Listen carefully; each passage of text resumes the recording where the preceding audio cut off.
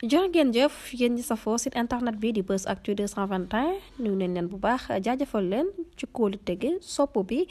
ak topp bi nga xamante ne rek yi nag ñu koy topp bu leen fàttee abonné di bës cloche de notification yi ngir mën a am yeneen i info. salaamaaleykum wa rahmatullah Moussa maa ngi lay nuyu di lay ziar di nuyu say follower ñëw tey ji ci actualité bi mooy le déplacement de son excellence le président Diomaye Diakhar Faye pour la première fois en France en tant que président de la République mu demoon nag tey jii le 20 juin ci forum mondial pour la souveraineté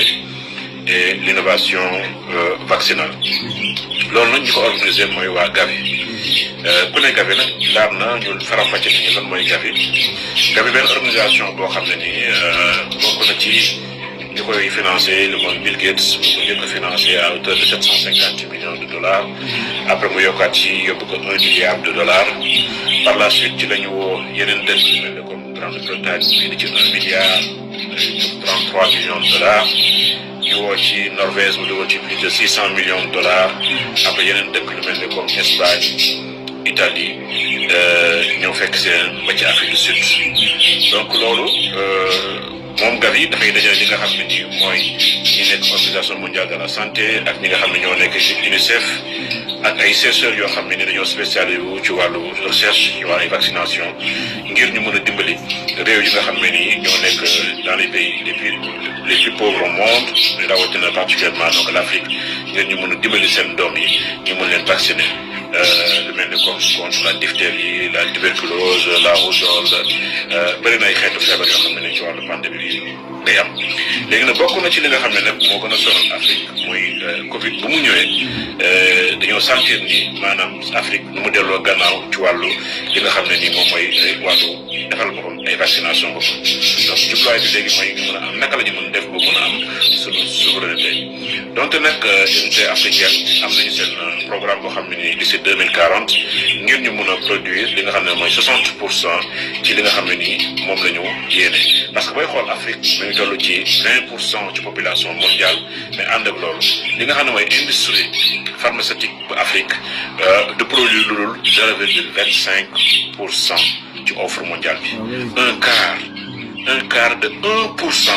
la Afrique di offrir ci offre mondiale bi xam nga ni loolu vraiment doy na waa trop quoi léegi nag Gavi day ñëw accompagner Afrique loolu mooy prétexte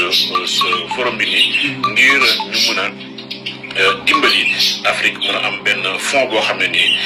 benn campagne lance moo tax ñu lancé benn campagne de mobilisation ngir mën a dimbali Afrique mu mën a am benn montant bi ngir ñu mën leen accompagner ndax seen i ñu mettre en place ay infrastructures yoo xam ne nii